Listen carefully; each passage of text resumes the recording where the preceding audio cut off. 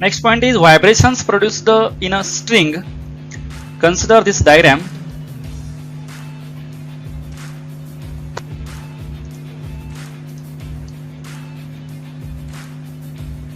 Consider a string of length L stretched between two rigid supports. या animation मध्ये दाखवल्या त्याप्रमाणे किंवा या डायग्राम मध्ये पण आहे. या दोन रिजिड सपोर्टला ही स्ट्रिंग जी आहे स्ट्रिंग स्ट्रेच करून बांधलेली आहे. दोन रिजिड सपोर्टला बघा ॲनिमेशन मध्ये पण आहे डायग्राम मध्ये पण आहे. The linear density, that is mass per unit length of string, is m and tension T acts on the string due to stretching. म्हणजे आपण याला स्ट्रेच करून बांधल्यानंतर यामध्ये जे टेन्शन प्रोड्यूस झालेले तयार झाले ते कॅपिटल टी आहे आणि याची मास पर युनिट लेंथ त्यालाच आपण लिनियर डेन्सिटी म्हणतो. म्हणजे एका युनिट लेंथचं मास हे स्मॉल m आहे. If it is made to vibrate by plucking or by using vibrator like a tuning fork or transverse wave can be produced along the string. आपण ह्याला जे ह्याला वन साइडला प्लग केलं असं ओढलं आणि सोडलं आणि त्यामुळे व्हायब्रेशन केलं किंवा आपण ट्युनिंग फोर्क वापरला किंवा हे इन्स्ट्रुमेंट वापरलं हे करून आपण जर व्हायब्रेट केलं या स्ट्रिंगला तर ह्यामध्ये ट्रान्सव्हर्स वेव्ह तयार होते या स्ट्रेच्ड वायरमध्ये. When the wave reaches to the fixed ends of the string, it gets reflected with change of phase by pi radians. म्हणजे इथून जे आपण प्लग केलं किंवा ह्या व्हायब्रेटरनं व्हायब्रेट केलं तर इथून जी जाणारी ट्रान्सव्हर्स वेव्ह ह्या एंडला जाऊन रीच होते. ते रिजिड एंड आहे त्यामुळे इथून वेव्ह रिफ्लेक्ट होते. मग इन्सिडंट झालेली वेव्ह आणि रिफ्लेक्टेड वेव्ह याच्यामध्ये फेज डिफरन्स पायचा आहे. आउट ऑफ फेज वेव्ह आहेत. Two waves travelling along opposite directions forward direction wave आणि रिव्हर्स डायरेक्शन वेव्ह या दोन्ही वेव्ह मिक्स झाल्यानंतर इथं स्टेशनरी वेव्ह पॅटर्न तयार होतो. The reflected wave interfere with incident wave and stationary wave are formed along the string. म्हणजे incident wave आणि reflected wave जे आहेत ह्या दोन्ही मिक्स झाल्यामुळे stationary wave standing wave pattern तयार होतो. The string vibrates with different mode of vibrations. मग इथं जे स्ट्रिंग व्हायब्रेट होतं हे दाखवलेले वेगवेगळे व्हायब्रेशनचे मोड. हा पहिला मोड ऑफ व्हायब्रेशन आहे ज्यामध्ये एकच लूप तयार झालाय. दुसरा नेक्स्ट पुढचा मोड जे आहे यामध्ये दोन लूप तयार झालेले आहेत. तिसऱ्या मोडमध्ये नेक्स्ट 3 लूप तयार झाले आहेत. असे वेगवेगळ्या मोडनं हे स्ट्रिंग जे हे स्ट्रिंग व्हायब्रेट होते. ह्या डायग्राममध्ये पण दाखवलेलं आहे ॲनिमेशनमध्ये पण दाखवलेलं आहे. हे फर्स्ट एका सिंगल लूपनं व्हायब्रेट होतं नंतर 2 लूप तयार झाले 3 लूप तयार झाले. असे पुढच्या हायर फ्रिक्वेन्सीला असे हायर लूप तयार होतात आणि असं हे व्हायब्रेशन होत असतं स्ट्रिंगचं. Now consider this is string is vibrating in between two rigid supports. ह्या दोन रिजिड सपोर्ट मध्ये स्ट्रिंग व्हायब्रेट होते. हा फर्स्ट रिजिड सपोर्ट आहे हा सेकंड रिजिड सपोर्ट आहे. ह्या दोन रिजिड सपोर्ट मध्ये ही स्ट्रिंग व्हायब्रेट होते. मग यामध्ये आपण वेगवेगळे मोड्स ऑफ व्हायब्रेशन पाहिले. त्यामध्ये हा पहिला मोड ऑफ व्हायब्रेशन जे आहे एकच लूप तयार झाल्यानंतर ह्याचं आपण आता फ्रिक्वेन्सी इक्वेशन पाहायचं आहे. त्यासाठी आपण यामध्ये बघा सेम इथं ह्या ॲनिमेशन मध्ये पण दाखवलेलं आहे. दोन रिजिड सपोर्टला हे बांधल्यानंतर यामध्ये forward direction wave reverse direction wave backward direction wave दोन्ही मिक्स झाल्यानंतर स्टेशनरी वेव्ह फॉर्म झाले आणि एक लूप तयार झाले. ह्या सिंगल लूपसाठी ही जी लूपची लेंथ आहे ही λ/2 आहे आणि स्ट्रिंगची लेंथ जी आहे ही L आहे. मग लूपची लेंथ आणि स्ट्रिंगची लेंथ ही समान आहे त्यामुळे आपण हे दोन्ही इक्वेट करायचं. If lambda is the wavelength and L is the length of string we gate.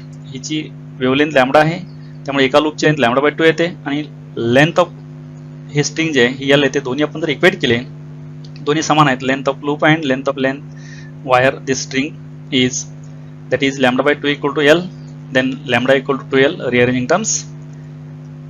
The frequency of vibration of the string. आता ह्या जे काही व्हायब्रेशन होतं ह्या फ्रिक्वेन्सी जे आहे ही frequency n equal to v by lambda.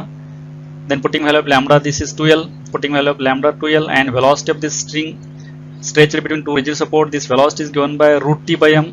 This velocity is given by root t by m. T is the tension in the string and m is the mass per unit length, that is linear density. This is the lowest frequency with which the string can vibrate. It is the fundamental frequency of vibration or the first harmonic. आता ही जी frequency आपण काढलेली आहे n ही lowest frequency आहे, कमीत कमी frequency आहे आणि याला आपण फंडामेंटल मोड किंवा फर्स्ट हार्मोनिक असं म्हणतो आपण. हे जे व्हायब्रेशन मोड जे आहे ह्या string stretched between two rigid support first mode of vibration fundamental mode याला म्हणायचं. याची फ्रिक्वेन्सी आपण जस्ट काढली आता इथं 1/2L root t by m n equal to, this is the frequency of fundamental mode.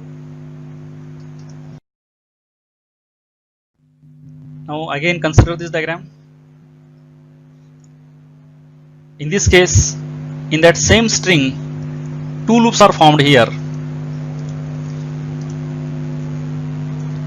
two loops are formed in this mode of vibrations. There is a node at the center of string and at both ends if lambda 1 is the wavelength of vibrations. Node जे आहे यामध्ये node सेंटरला आणि both एंड्सला तयार झाले आहेत.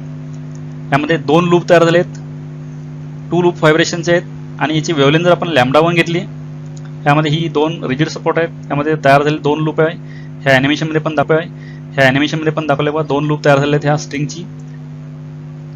आता यामध्ये length of string J L he length of string आणि ह्या लेंथ ऑफ लूप समान असते. दोन लूप जे आहेत ह्या दोन लूपची लेंथ आहे लॅम्बडा 1 आणि लेंथ ऑफ स्ट्रिंग जे आहे एल आहे, दोन्ही इक्वेट केले तर हे lambda length of loop equal to lambda 1/2 and this L/2, that is L equal to lambda 1, then lambda 1 equal to L.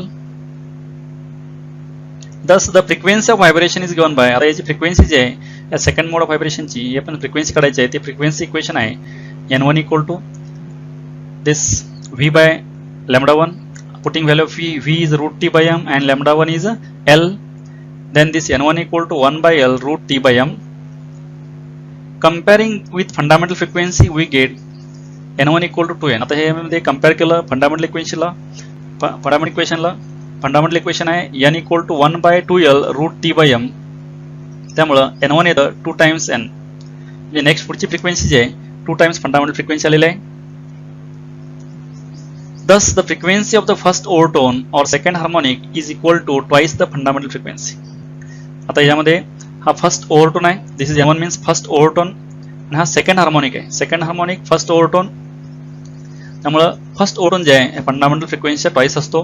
हा first overtone second harmonic for the second mode of vibration. Again consider this diagram. The string is made to vibrate in such a way that 3 loops are formed along the string. आता आपण ही string जी आहे string आपण अशी oscillate केली, vibrate केली की त्याच्यामध्ये 3 loop तयार होतील. त्याच लेंथमध्ये एल जी लेंथ आहे यामध्ये 3 लूप्स तयार झाले तिथं. इफ लॅम्बडा झाले तिथं. If lambda 2 is the wavelength here the length of one loop is. आता हे लॅम्बडा 2 जर ह्याची वेवलेंथ असेल तर एका लूपची लेंथ जी आहे ही 3 लूप असेल तर L/3 एका लूपची लेंथ, मग एका लूपची लेंथ आणि ही एका लूपची वेवलेंथची इक्वेशन त्यावरून आपण इक्वेट केलं lambda 2/2 equal to 1 L/3, hence lambda 2 equal to 2L/3 rearranging terms.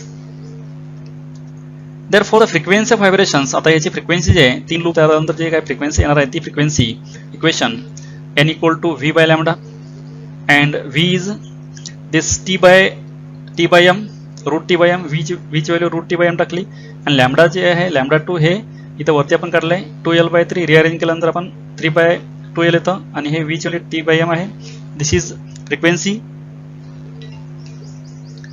कंपेअरिंग with fundamental frequency we get that N2 equal to 3N. आता हे जे इक्वेशन आहे हे 3 आपण सेपरेट असं ठेवलं. 1/2L route T by M जे आहे ह्याची व्हॅल्यू N येते, त्यामुळे हे 3 × N झालं N2, that is N2 equal to 3N.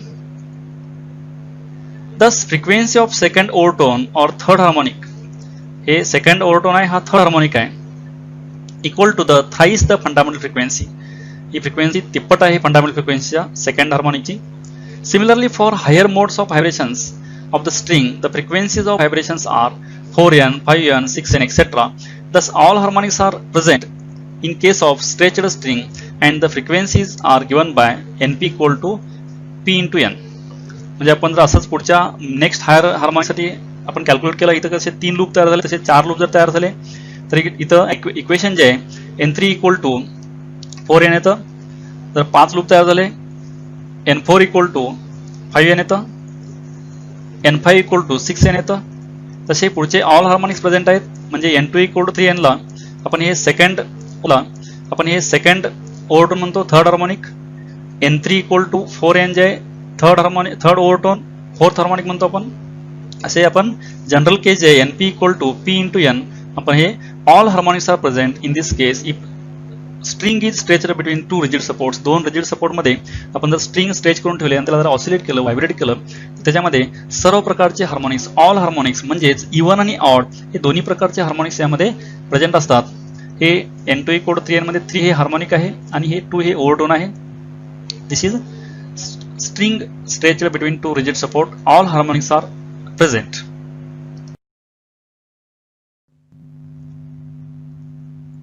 Next point is laws of vibrating string.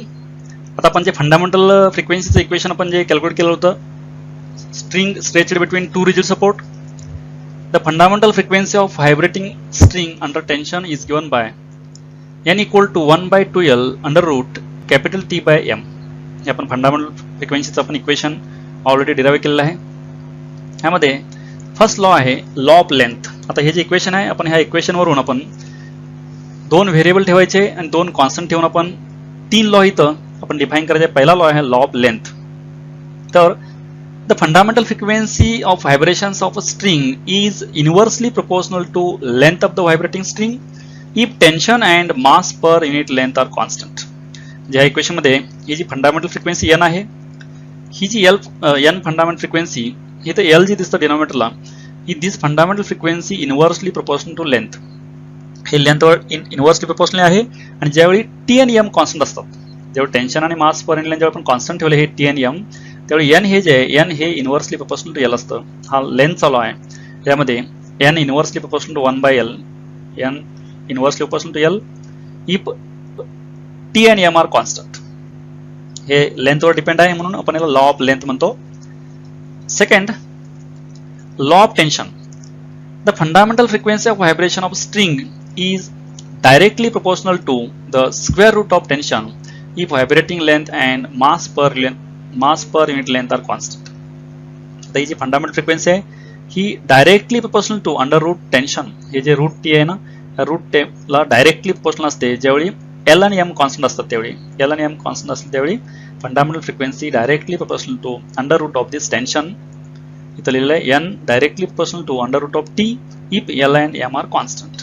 हे L आणि M ज्यावेळी कॉन्स्टंट असतात त्यावेळी n हे t वर प्रोपोर्शनल असतं. हा टेन्शनचा लॉ आहे. आपण फ्रिक्वेन्सी टेन्शनवर डिपेंड आहे म्हणून आपण लॉ ऑफ टेन्शन म्हणायचं. थर्ड आहे law of linear density. The fundamental frequency of vibration of string is inversely proportional to square root of mass per unit length, that is linear density, if the tension and vibrating length of the string are constant. त्यामध्ये दी fundamental frequency आहे, ही inversely proportional to root m, हे m आहे. आणि ज्यावेळी l आणि t constant असतात त्यावेळी n हे inversely proportional to root m आहे. ते इथं दाखवलेलं आहे n inversely proportional to 1 upon that is root m when t and l are constant. Here frequency depend upon, that is linear density means mass per unit length, hence this is known as law of linear density. म्हणजे आपण first frequency L वर depend असेल, that is law of length, त्यावेळी t आणि m constant असतं. Frequency depends upon t, that is tension, त्यावेळी L आणि m constant असतं. Frequency depend upon m, that is linear density, त्यावेळी L आणि t हा कॉन्स्टंट असतात. हे 3 लॉ आहेत. आपण त्याच्या कशावर डिपेंड आहे त्यावर त्याचे नाव दिले आहेत. जर लेंथवर डिपेंड असेल तर लॉ ऑफ लेंथ, टेन्शनवर डिपेंड असेल तर लॉ ऑफ टेन्शन, आणि डेन्सिटी डिपेंड असेल तर लॉ ऑफ डेन्सिटी. हे लॉज ऑफ व्हायब्रेटिंग स्ट्रिंग.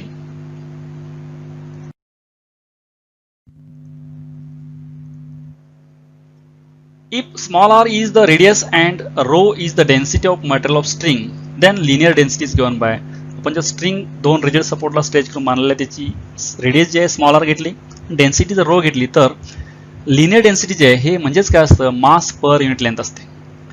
पण मास पर युनिट लेंथ जे आहे हे आपण व्हॉल्यूम पर युनिट लेंथ इंटू डेन्सिटी असं लिहू शकतो. व्हॉल्यूम पर युनिट लेंथ इंटू डेन्सिटी. यामध्ये व्हॉल्यूम जे आहे, हा व्हॉल्यूम आपण ही वायर जी असते किंवा स्ट्रिंग जी असते सिलेंड्रिकल शेप असते, त्यामुळं पाय आर स्क्वेअर हा एरिया आहे. त्यामुळे pi r square L upon L into rho is the density, that is volume per unit length into density. Pi r square L is the volume of cylinder and divided by L per unit length साठी divided by L केलेला आहे. त्यामुळं third law जे आहे n proportional to 1 upon root m if t and L are constant. याच्यामध्ये आपण ही linear density किंवा मास per unit length आहे, ह्याची व्हॅल्यू पुट केली तर आपण जस्ट काढले बघे L कॅन्सल नंतर पाय r स्क्वेअर रो जी आली व्हॅल्यू ही मास पर युनिट लेंथ किंवा लिनियर डेन्सिटी त्याला म्हणतो आपण, ते आहे m. ती व्हॅल्यू इथे पुट केलं, पण हे ॲज इट इज इक्वेशन आहे. n proportional to 1 by m आहे, m ची व्हॅल्यू आहे pi r square rho. Then pi is constant, means if pi is constant, n inversely proportional to r square or n inversely proportional to rho. Okay, n inversely proportional to square root of rho or n inversely proportional to r. म्हणजे fundamental frequency आहे ही linear डेन्सिटीला inversely proportional असते under route किंवा रेडियसला inversely proportional असते fundamental frequency. Thus, the fundamental frequency of vibrations of stretched string is inversely proportional to radius of the string and the square root of density of the material of the string. म्हणजे ही fundamental frequency दोनवर depend आहे, रेडियसवरती आणि linear density ही inversely proportional आहे. हे आपण third law जे आहे, third law थोडा आपण इथे एक्सटेंड करून बघितले. परत ही फंडामेंटल फ्रिक्वेन्सी अजून त्याच्या रेडियसवरती आणखी डेन्सिटी लिनियर डेन्सिटीवरती डिपेंड असते, हे पण पाहिलं आपण इथं. Next point is sonometer. Let us observe this diagram.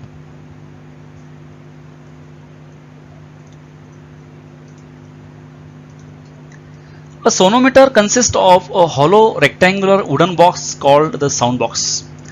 Sonometer जे असा पोकळ रेक्टँग्युलर ब्लॉक असतो लाकडी, तर ह्या डायग्राम मध्ये पण आहे. साऊंड बॉक्स म्हणतो आपण याला. ह्या इथं पण ॲनिमेशन मध्ये पण दाखवलेला लाकडीचा हा लाकडाचा हा बॉक्स आहे, त्याला आपण साऊंड बॉक्स म्हणतो. There are two bridges P and Q along the width of the box which can be moved parallel to the length of the box. तर दोन ब्रिजेस आहेत P and Q. तेव्हा इथं हे A and B दाखवल्या डायग्राममध्ये, हे P and Q आहे. तिथं साईडला P and Q लिहिले बघा. इथं हे P and Q हे दोन ब्रिजेस आहेत. इथं पण आहेत बघा, हा P आहे, हा Q आहे. हे दोन ब्रिज आहेत आणि हे दोन ब्रिज आपण जे आहेत, ही जी वायर आहे ह्या वायरला पॅरलल इकडे इकडे आपण हे मुवमेंट करू शकतो, मूव्ह करू शकतो. हे दोन ब्रिज आहेत, हे इकडे असे मुवमेंट करू शकतो आपण. इथं मुवमेंट केलं बघा. इथं हे दोन ब्रिज आपण असं मुवमेंट करू शकतो. हे दोन P and Q ब्रिजेस आहेत. A metal wire is fixed at one end and its other end passes over a pulley and slotted weights attached to the free end of wire. तर यामध्ये metal वायरच्या इथून metal wire ही stretch करून बांधलेली असते. One end याचं इथं fix केलेलं आहे. अदर एंड जे आहे, अदर एंड ही पुलीवरून इकडे पास होऊन इकडं स्लॉटेड वेटला अटॅच केलं. इथं डायग्राममध्ये दिसतं बघा. इथं ह्या हुकला फिक्स केलेला आहे वन एंड. अदर एंड जे इकडे ह्या पुलीवरून जाऊन खाली इकडं याला स्लॉटेड वेट अटॅच केलेलं आहे. ह्या डायग्राममध्ये दिसतंय. By changing the weights, the tension in the wire can be varied. आता हे जे स्लॉटेड वेट अप्लाय केलं आपण, हे स्लॉटेड वेट जर आपण चेंज केलं तर ऑटोमॅटिकली ह्या वायरमधलं टेन्शन पण चेंज होतं. म्हणजे आपण हे स्लॉटेड वेट जे आहेत, वेट चेंज करून आपण ह्या वायरचं टेन्शन आपण चेंज करू शकतो. इथं दाखवलं बट ॲनिमेशनमध्ये ही वायर आहे, इकडे हे स्लॉटेड वेट्स आहेत. हे स्लॉटेड वेट बदलले तर ह्या वायरचं टेन्शन पण चेंज होतं. The movable bridges allows us to change the vibrating length AB of the wire. दोन ब्रिजेस आहेत इथं. हे ब्रिजेस हे मुवेबल ब्रिजेस आहेत. हे मूव्ह केल्यानंतर ह्यामधली लेंथ चेंज होते. आपण लेंथ ही चेंज करू शकतो. दोन ब्रिज मधले हे ब्रिजेस मूव्ह करून. हे ह्या सोनोमीटरचं कन्स्ट्रक्शन आहे, असं रचना असते.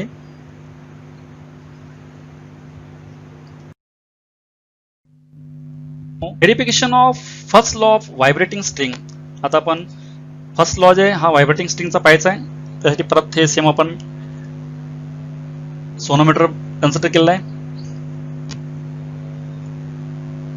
A suitable tension T is applied to wire by placing slotted weights on hanger. आता आपण इकडचे हँगर जे आहे, हँगरला स्लॉटेड वेट अप्लाय केल्यानंतर ऑटोमॅटिकली ह्या वायरवरती टेन्शन येतं. हे टेन्शन आपण फिक्स ठेवलं.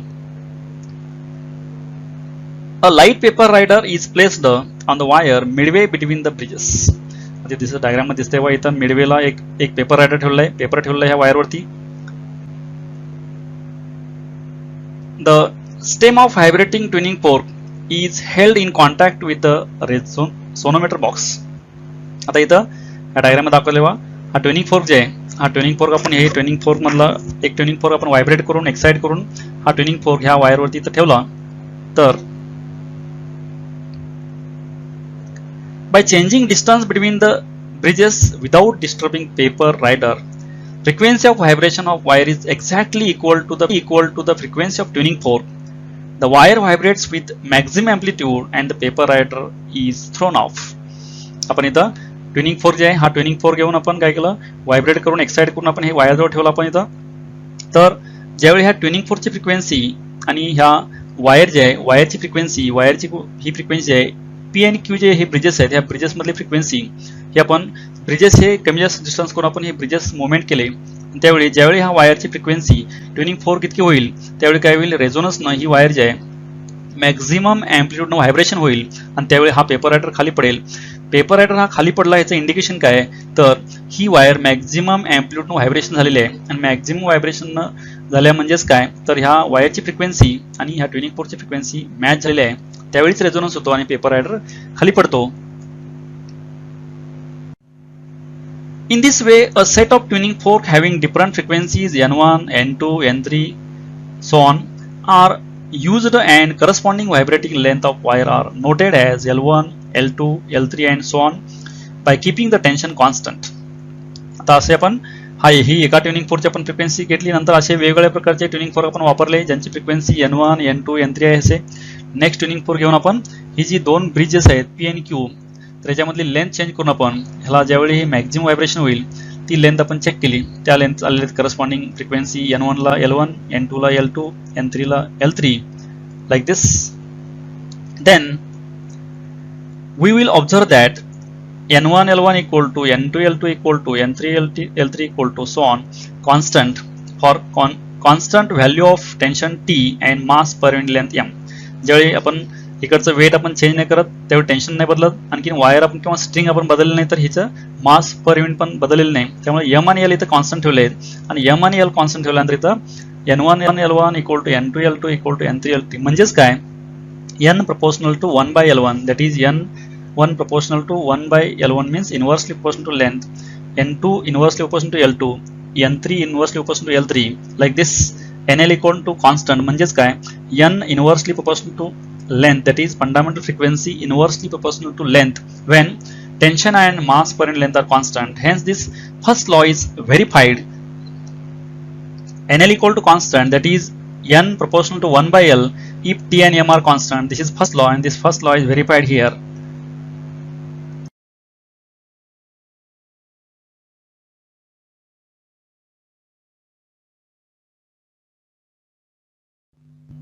Next one is verification of second law of vibrating string. Again consider this solenoid. The vibrating length L of the given wire of mass per unit length M is kept constant for verification of second law. आता आपण second law verification करण्यासाठी vibrating length आणि मास per unit length जे आहे constant ठेवायचं आहे, म्हणजे ह्या दोन ब्रिज मधले जे अंतर आहे हे दोन ब्रिज मधलं अंतर फिक्स ठेवायचं आहे, दॅट इज व्हायब्रेटिंग लेंथ. आणखी mass per unit length of the wire म्हणजे ही वायर किंवा स्ट्रिंग जे कॉन्स्टंट ठेवायची, हे बदलायचं नाही. इथं आपल्याला टेन्शन बदलायचं आहे, मग टेन्शन आपण यामधले लावलेले जे स्लॉटेड वेट जे आहेत हे वेट चेंज केले की ऑटोमॅटिकली टेन्शन चेंज होतं.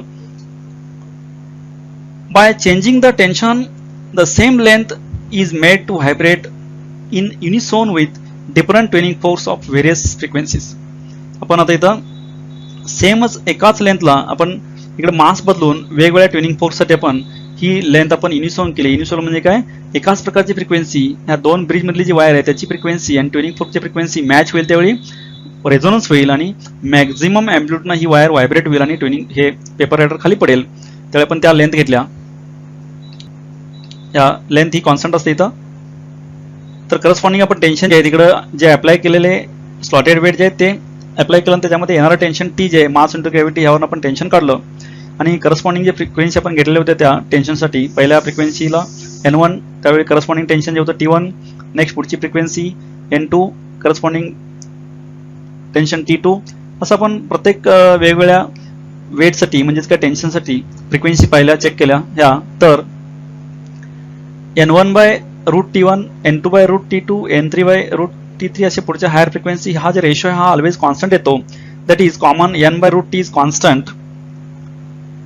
That is from this equation N proportional to root T if L and M are constant. This is the second law of vibrating string. आपण second law fundamental frequency directly proportional to under root of tension when length and mass per unit length are constant. हा law of tension आहे.